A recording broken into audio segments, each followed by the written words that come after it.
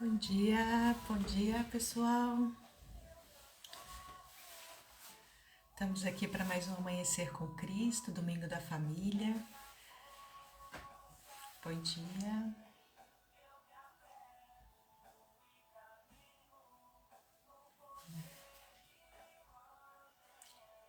Esperar mais um pouquinho, já vamos dar início à nossa leitura de hoje, do livro Deus Confia nos Pais, de Lúcia Moisés.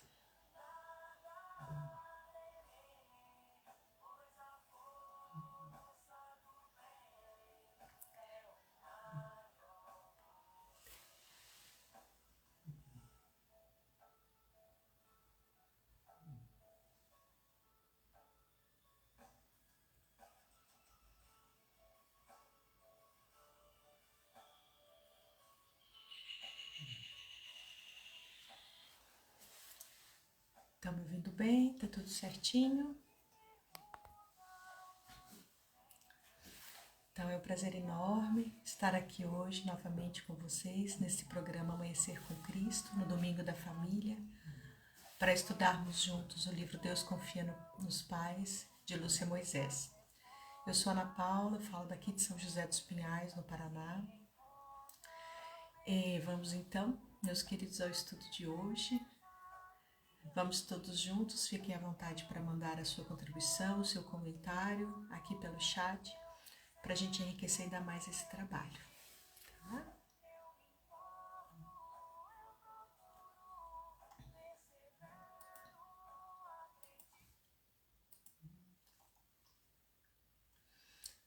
Vamos então iniciar hoje com os nossos trabalhos com uma prece de abertura, seguido da leitura de harmonização, aí a gente passa para a leitura do nosso capítulo de hoje. Bom dia, bom dia. Então vamos então para a nossa prece de abertura. Senhor Jesus, nosso mestre, modelo e guia, mentores espirituais desse trabalho, agradecemos mais uma vez a oportunidade de estarmos juntos aqui, reunidos, fazendo o estudo dessa obra tão edificante para as famílias, que essa mensagem possa adentrar os nossos lares, a todos os que aqui passarem, as suas famílias, abrandando um pouco os conflitos familiares, trazendo um pouco mais de entendimento aos nossos corações e que a gente possa cada dia mais seguir um passinho no sentido de tudo aquilo que o Senhor nos ensinou. Pedimos então permissão para iniciarmos o trabalho de hoje. Segue conosco, nos intuindo e nos abençoando. E que assim seja. Então vamos à leitura do capítulo. Não há pessoas irrecuperáveis, mas há métodos. Perdão, antes vamos fazer então a nossa prece de harmonização. Eu sempre gosto de começar com ela, desse livrinho aqui de Joana. E Jesus continua esperando no fim da trilha percorrida por aqueles que tiveram a coragem de completá-la. É mesmo necessário coragem para a gente continuar nessa caminhada. E que não nos falte nunca coragem para permanecer e para seguir. Então vamos à leitura do capítulo, que está na página 103 desse livro aqui, Deus Confia nos Pais. Não há pessoas irrecuperáveis, mas há métodos inadequados. De Lúcia Moisés, ela que é educadora, muito empenhada em colocar a mensagem esclarecedora e consoladora da doutrina espírita ao alcance das novas gerações e que tem prestado sua colaboração através de oficinas, de obras, tudo voltado para evangelizadores da infância e da juventude, para pais, além de vários outros livros que ela já escreveu. Então vamos ao início da leitura, tá? A vida de Paulo de Tarso é repleta de passagens exemplares. Deixa eu só colocar aqui. Ricas em ensinamentos para o nosso dia a dia. A mais memorável é, sem dúvida, a do seu encontro com o Mestre Jesus na estrada de Damasco. Mas o que se passou a seguir também nos enriquece como lição. Paulo encontrava-se momentaneamente cego. Ananias, um servidor do Cristo, tem uma visão com o Mestre na qual ele o convoca para ajudar o perseguidor dos cristãos, no caso, Saulo. Conhecedor dos seus atos, Ananias retruca, dizendo quanto tem ouvido acerca dos males que aquele homem estava fazendo aos irmãos de crentes. Mas Jesus simplesmente lhe diz: vai, porque este é para mim um vaso escolhido para levar o meu nome diante dos gentios e dos reis e dos filhos de Israel. Um vaso escolhido, alguém muito especial para o Senhor. De fato, Paulo soube fazer jus à confiança naquele que nele foi depositada naquela hora. Ele foi não somente o convertido, mas também o redimido, tendo passado para a história do cristianismo como exemplo de recuperação e de fé. Relembrando então, Paulo, que ainda naquele momento estava como Saulo, perseguidor dos seguidores de Cristo, na estrada de Damasco, ele teve uma visão, um encontro inesperado com Jesus Cristo, uma visão envolta numa luz muito forte e acabou ficando cego momentaneamente. Ficou assim por 3 dias e daí foi auxiliado por Ananias e retomou a sua visão. E ali, depois que retomou a sua visão, ele também mudou toda a sua concepção de vida e a sua forma de existir. A sua obediência se deu quando ele reconhece a autoridade ali e o poder de Jesus Cristo apenas na sua voz. Ele se declinou diante daquela autoridade de Jesus Cristo. Dali em diante, sua vida mudou completamente e os valores também que ele começou a vivenciar. Ele encontrou uma nova forma de existir. De Saulo ele passou a ser Paulo e de perseguidor do povo de Deus ele passa a fazer parte deste povo, desses seguidores de Jesus. Então vamos seguindo aqui com a leitura, com a continuidade da leitura. Nos dias atuais, quando nós, trazendo então para a realidade que acontece hoje em dia, nos dias atuais, quando nossas penitenciárias e cadeias estão abarrotadas de pessoas condenadas a cumprir penas por delitos de toda sorte, temos a impressão de que a maioria da população tem dúvidas sobre a possibilidade de recuperá-las, de vê-las definitivamente afastadas do caminho do erro.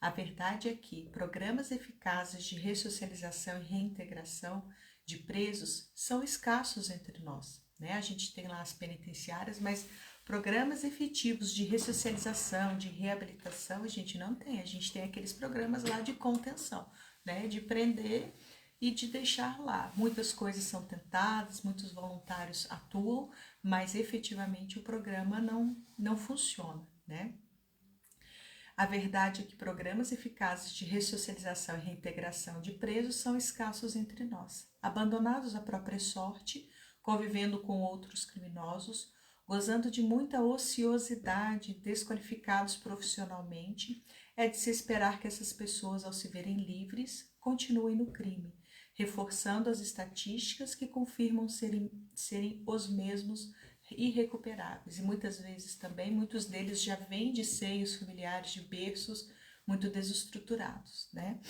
Então, já vem de uma desestrutura muito grande na base, passa por um sistema, às vezes, de ressocialização que não é eficiente, que não é eficaz, e aí depois acaba reforçando tudo aquilo que acreditamos mesmo, Da mesma maneira que o Divino Amigo confiou na recuperação de Paulo de Tarso, uma mulher extraordinária, Maria Ribeiro da Silva Tavares, só um instantinho. Da mesma maneira, uma senhora, chamada Maria Ribeiro da Silva Tavares, também apostou na ressocialização de presos tidos como irrecuperáveis. Então, a gente tem, uma analogia ali de Jesus, acreditando naquele vaso escolhido que foi Saulo que se tornou Paulo, e essa senhora Maria Ribeiro da Silva Tavares, que também apostou na ressocialização de presos tidos como irrecuperáveis. Ela ficou viúva aos 24 anos, tendo herdado uma fortuna do marido, causou um verdadeiro rebuliço na sua família quando decidiu levar presos de alta periculosidade para viver em sua própria casa, ao lado do filho pequeno. Nessa época, ali por volta de 1936, ela já trabalhava como voluntária no Presídio Central de Porto Alegre, o que lhe deu credibilidade para iniciar um projeto no qual empenhou toda a sua vida. o de recuperar pessoas consideradas marginais. Começou abrigando 36 presos, aos quais passou a tratar com dignidade e respeito. A semente frutificou e, em 1942, idealizou e fundou, com recursos próprios e a ajuda dos detentos, o Patronato Lima Drummond, lá em Porto Alegre. Para melhor realizar seu trabalho, formou-se pouco tempo depois em serviço social. A monografia que apresentou como conclusão de curso trazia a frase que sintetizou toda a sua crença: não existem criaturas irrecuperáveis, mas métodos inadequados, que dá o título a esse capítulo. E tem sido com essa filosofia de vida que, durante 72 anos de atividades ininterruptas, a sua obra vem garantindo atendimento a grupos de apenados dos registros semiaberto e aberto, tornando-se referência na ressocialização e reintegração social de presos. Instituição ímpar, sem grades ou muros, as pessoas que lá estão acolhidas com amor sabem que a forma digna com que são tratadas e os cursos de qualificação profissional que recebem as habilitarão para enfrentar o mundo ao saírem da prisão. Então, quando já estão, os apenados já estão passando para o regime semiaberto e aberto, eles passam por essa instituição e ali sim eles se reabilitam, eles se requalificam, eles se ressocializam para poder ter uma vida com dignidade, a que todos nós temos direito. Quando lhe perguntavam qual era o segredo de tamanho sucesso, a assistente social respondia: um tratamento baseado em confiança, diálogo e respeito. Prova disto era o seu jeito carinhoso de nominar os residentes do patronato. Para elas, todos eram anjos. Essa metodologia de ação lhe permitiu receber em troca consideração e amizade. Tendo chegado aos 102 anos, nessa época de grande exposição nas redes sociais, sua imagem em cadeiras de rodas sendo levada por um dos seus anjos para um banho em uma praia gaúcha correu o mundo. Olha que bênção. A lição que nos fica é a de certeza de que o amor e a crença no valor intrínseco das pessoas são capazes de operar milagres. Desde muito jovem, Dona Maria percebeu que ser fruto de lares desajustados, a maioria das pessoas que acabaram nas prisões, é aquilo que a gente falava agora há pouco, Muitos deles já vêm de berços, desajustados, de famílias disfuncionais, de situações que já vivem totalmente em desequilíbrio. Então, ali na base já faltou muita coisa, Então, entendeu que elas foram crianças abandonadas à própria sorte, sem orientação de pais que as encaminhassem ao caminho do bem. Por isso, também empreendeu campanhas preventivas de amparo às famílias, reajustando no lar a assistência à infância, porque ela entendeu não ser só suficiente cuidar daquilo que gera um produto, um resultado, E também cuidar ali da base, porque cuidando da base, da prevenção, muito disso não mais aconteceria, E é o que todos nós estamos fazendo hoje aqui. A gente está parando para olhar para a nossa base, para a nossa família, entender um pouco mais e quais riscos a gente corre quando a gente não tem o nosso lar estruturado, principalmente dentro e de acordo com o Evangelho de Jesus. E nós fazemos coro à sua fala, à fala de Dona Maria. Precisamos estar atentos à educação da criança, dando orientação segura, exemplificando a ética e a boa moral, para que se transformem em homens e mulheres de bem. Assim como Paulo de Tarso, precisamos levar a mensagem de Jesus aos corações infantis. E o que a gente pode tirar de lição dessas histórias de conversão, Tanto de Paulo de Tarso e dos assistidos ali da Dona Maria em Porto Alegre, do patronato, que eles não são diferentes das nossas histórias, Da minha, da sua, de todos nós. Não talvez pelas atitudes, pelos atos cometidos em si, mas são semelhantes quando a gente compreende que todos somos escolhidos por Jesus. E somos destinados à salvação, todos nós, estamos aqui predestinados à angelitude. Todos podemos ter na nossa estrada, na nossa caminhada, na nossa existência, esse encontro com Jesus.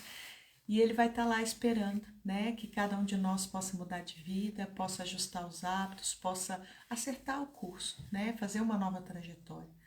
Todos nós que somos faltosos, assim como Saulo, assim como esses detentos do exemplo aqui, podemos nos transformar, vencer o preconceito que nos cerca em razão de eventuais faltas cometidas, porque aquilo, imagina, né, Paulo de Tarso, quando voltou Paulo de Tarso para o meio em que ele já havia vivido antes e deixado tantas marcas negativas, imagina a credibilidade, né? Nenhuma. Imagina o preconceito que ele sofreu. Imagina esses detentos quando saem das prisões e vão tentar se reabilitar, o nível de exigência e de descredibilidade que eles devem encontrar. Então, isso faz parte de caminhada de todos os cristãos, né? De todos aqueles que resolvem e decidem, escolhem ter uma nova trajetória, escolhem estar caminhando sobre a pauta de Jesus. É muito natural que eles sejam mais exigidos, né? Que tenham mais dificuldade de poder se restabelecer e que ainda serem testemunhos dessa evolução, né? Como trouxe a nossa leitura de harmonização, que a gente nunca esqueça que Jesus Jesus vai continuar esperando no final da trilha, percorrida por aqueles que tiverem coragem de completar. Né? E é isso que a gente tem que mostrar para os nossos filhos, trazer para dentro das nossas famílias, né? Trazer tudo isso para a nossa realidade. Que é possível sim a gente mudar de rota, é possível sim a gente recalcular a nossa rota. Se até então a gente vem tendo atitude como pais, como mães, como filhos também, que não são aquelas ajustadas, aquelas que deveríamos ter, isso tudo pode ser mudado, né? A gente pode dar esse passo atrás, a gente pode voltar uma casinha no jogo aí, começar a fazer uma nova caminhada, fazer diferente, sempre há tempo, né, da gente se converter, sempre há tempo de termos boas e novas atitudes, e que principalmente é para isso que todos estamos predestinados. Essa mensagem é clara, né, que todos estamos predestinados à salvação, não importa a falta que tenhamos cometido, né. Veja lá Saulo de Tarso, né, o grau de conversão assim tão evidente, até mesmo para exemplificar a época, essa boa atitude, essa necessidade de se deixar registrado essa influência de Jesus. Vejam esses detentos, esses presos, vejam os dependentes químicos em recuperação, a caminhada, né, difícil, mas necessária e assertiva quando a gente toma o caminho da recuperação, quando a gente toma o caminho das boas atitudes. Né? Então, eu vou deixar aqui uma pausa para contribuições. Bom dia, Marilda. Para a gente poder ir se encaminhando para o nosso desfecho, para a gente poder ir para a nossa manhã de domingo. E antes, porém, eu queria deixar aqui uma mensagem linda para vocês, que ontem eu vi, né, quando eu estava estudando, terminando os meus estudos para preparar esse nosso trabalho de hoje, eu vi uma mensagem linda de São Tomás de Aquino que diz assim: 3 coisas são necessárias para a salvação de um homem. Primeira é saber em quem se deve acreditar. Depois, saber o que se deve desejar. E terceiro é saber o que deve fazer.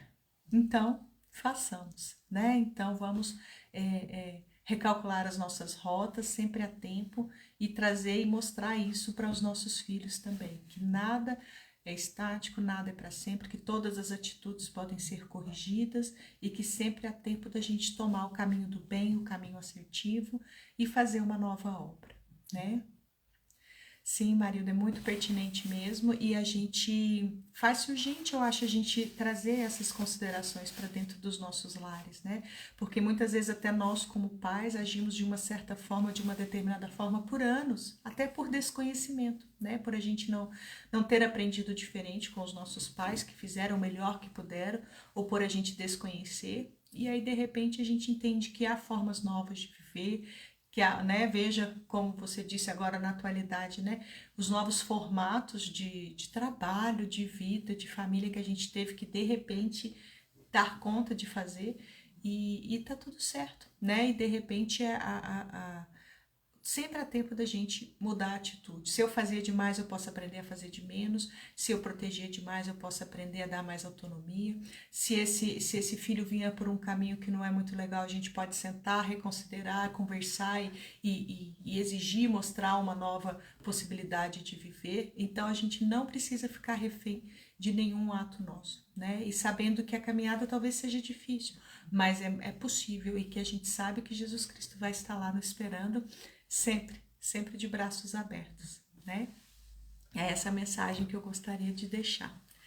Então, vamos fazer agora a nossa prece de encerramento do nosso trabalho dessa manhã. Sintam-se à vontade de pausar aí o que estiverem fazendo, serenar um pouco a mente, serenar o nosso coração. E vamos então. Senhor Jesus, nosso mestre, modelo e guia, agradecemos a oportunidade desse estudo, do esclarecimento e do discernimento dos desafios da nossa vida terrena. Que possamos ser mansos, pacíficos, caridosos e que tenhamos compaixão para com a gente mesmo, em primeiro lugar, e para com o nosso próximo, aqueles que Deus nos confiou na nossa jornada nesse planeta. E que consigamos, na nossa prática diária, empreendermos esforços para sermos hoje melhores que ontem, amanhã melhores do que hoje, lutando sempre contra nossas más tendências e inclinações, baseados sempre no amor que o Senhor nos ensinou. E sabedores de que o Senhor sempre estará conosco, sempre será conosco, pedimos então que seja conosco, hoje e para sempre, Senhor Jesus. Que assim seja. Então, muito obrigada a todos que estão aqui, todos que ainda irão assistir, por essa escolha, né, de estar aqui, de fazer diferente, de tentar novos caminhos.